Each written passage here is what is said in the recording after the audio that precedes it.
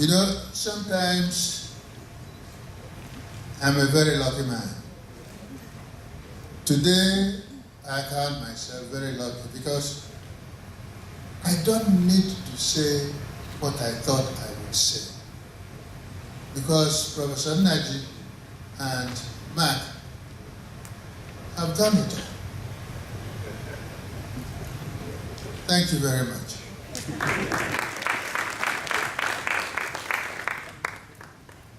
But Mark hasn't finished his job because I think he now has to develop from his presentation a template. That template we have to use to see which of our candidates for governorship is really qualified.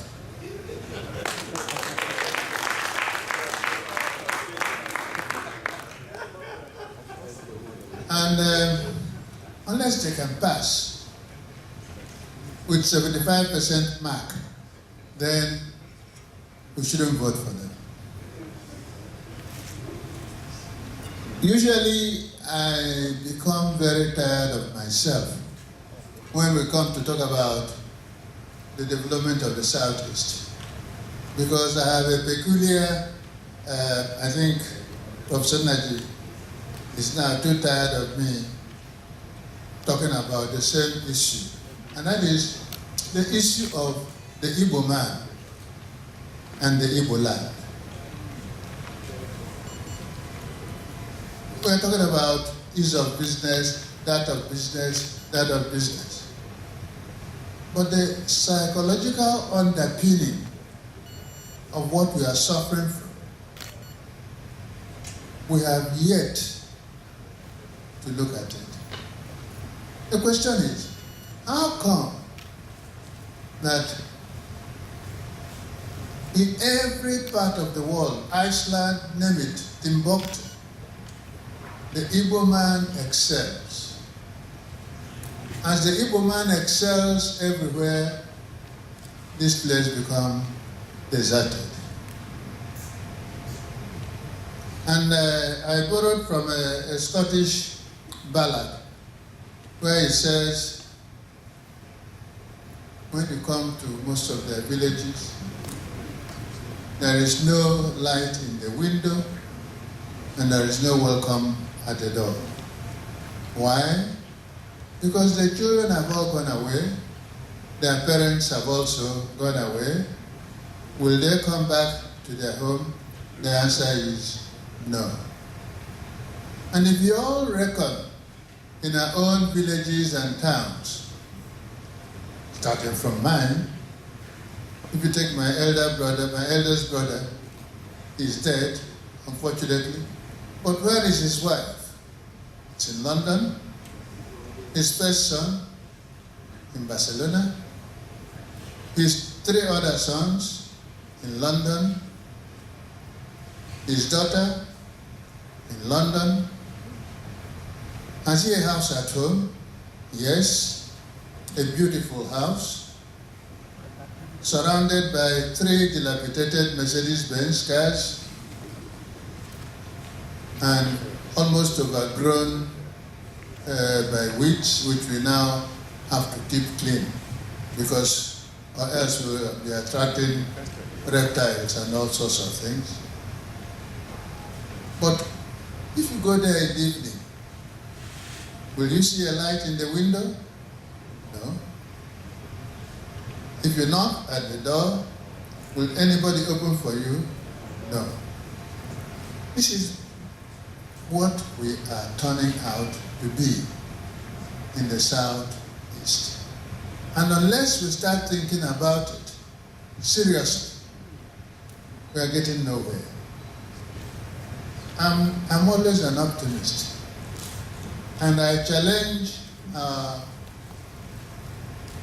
luminaries in professors to really find out what has happened to us. Because unless you know what has happened to you and recognize it,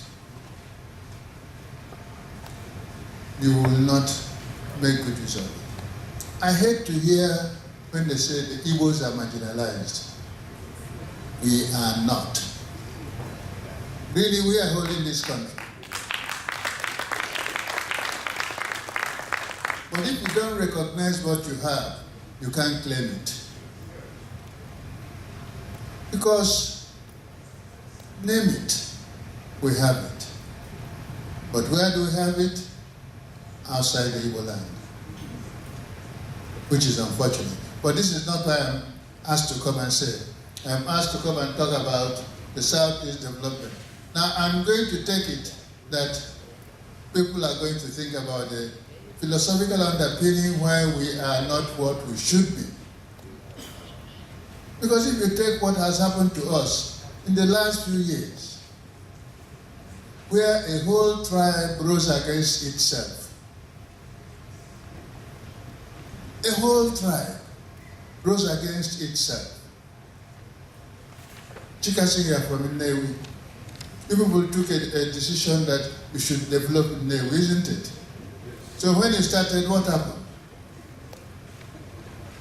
They started driving them out one by one. The River State, when they started this lovely business called kidnapping, they never kidnapped anybody from their state. But when we learned the trade, it started from our homes. And then you have a hierarchical ascendancy of an industry. Which of you can walk from your house, as we used to do when we were children, go from one house to another house in the evening? Which of you can go from your house to another place without escorts? Isn't it a shame, a shameful thing, that we now have to go to our villages with what? Soldiers, policemen. You see, these are some of those things we really have to think, because it is good to have ease of business, but there are certain things, if you don't get them right, you haven't started. Therefore, you know this. Now, to my speech. I'm sorry, you see, I've been a teacher. Don't give a teacher a microphone.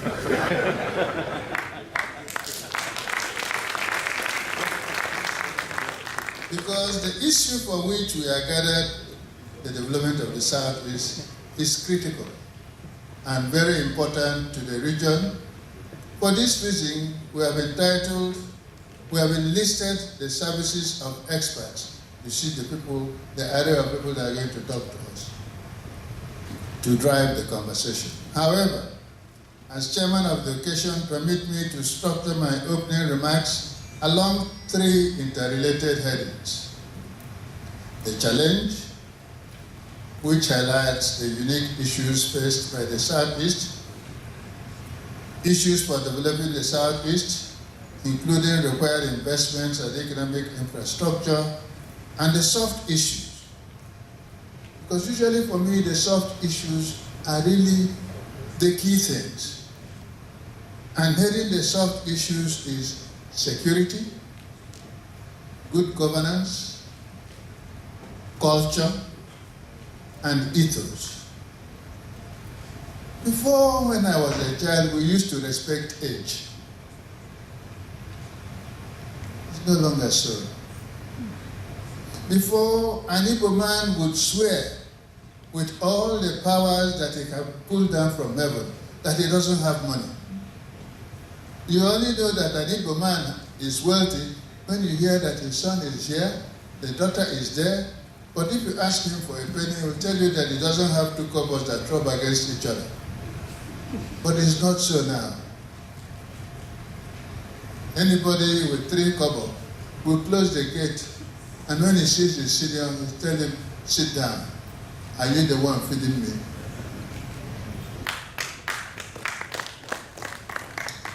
Now, I'm going to give straight to my...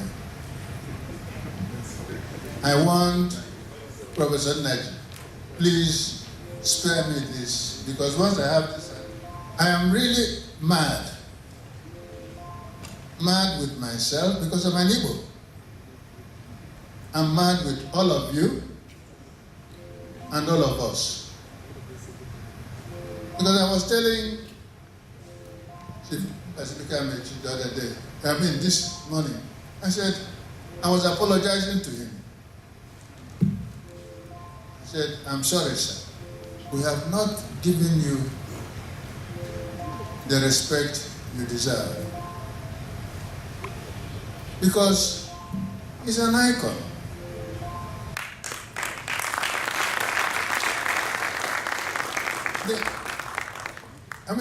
It's a legacy, and it is ours. Do we celebrate him? No. The last time I was at his house was by accident. I missed my road I was passing from Nemo to Imo State. If you recall, sir, midnight I bumped at his place. I said, how do I get out from here to the main road?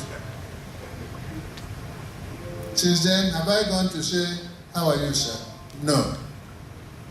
So I'm equally guilty. Now to my papers.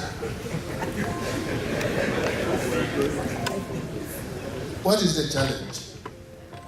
As we meet today, it would be worthwhile to begin by highlighting once again where the rain started beating us. As late sage Chinua Achebe would admonish.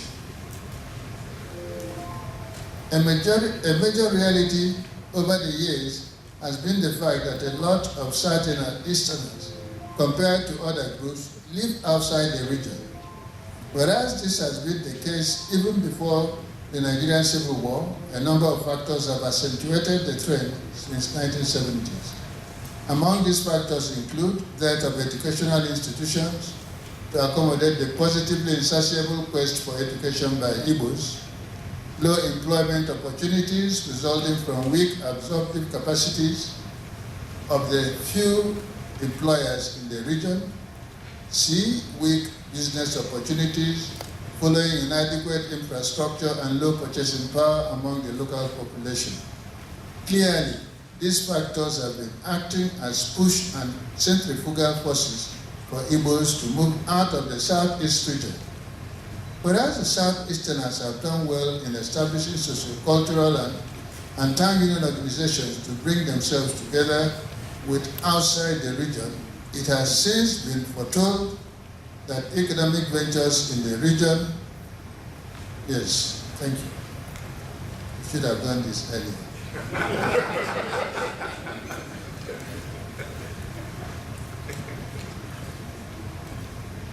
Whereas the Southeasterners have done well in establishing the socio-cultural and town union organizations have been themselves together, while outside the region, it has since been foretold that economic ventures in the region will play the tripartite role of developing the region, uniting the people and getting them to think Southeast, thereby acting as pull and centripetal forces towards the region, mobilizing, attracting, and maturing economic ventures, supporting the development of much needed infrastructure, and deploying ancillary programs, and therefore critical to the development of our region. Clearly, it stands to reason that addressing three challenges are the reason, the term for our meeting today. I talked about development issues, which has already been spoken by Mark and Professor Naji. Then I talked about education. If you look at the number of private universities in this country, you can see where they're located. And then you can count by your fingers how many are in Southeast. So we talked about economic infrastructure, and then talked about ICT, information, communication and technology. Then other soft issues, good governance, and leadership. When I was growing up, and Basilika Mechika, bear me witness. The Igbo leadership has always been collective. Am I right, sir? It has always been collective. You don't have one man who knows it all. They know it, they meet, but then they have a spokesman whom we think is the leader. But it's just the leader that speaks for collective wisdom. Can we go back to that? Tomorrow you make somebody a governor. Then he turns out and said he's the leader of the Igbos or the leader of that state. It is not true. It can be true. These are some of the things that hinder development. These are the things that hinder development. I can't see where the Oba of Lagos will phone Ambode and said, I want to come and see Ejosa, Mabinu. What time do I want me to come and see you? He will run and see the Oba of Lagos. It can't happen in the southeast. Can it? No. And then you want development. You can't until we solve the cultural position. And some of the cultural positions, it's what we expected to have. We expected to have 9 a.m. And when the people are trickling in and we are recognizing them and clapping. Of course not. A nation that does not respect time will find it difficult to progress. Thank you.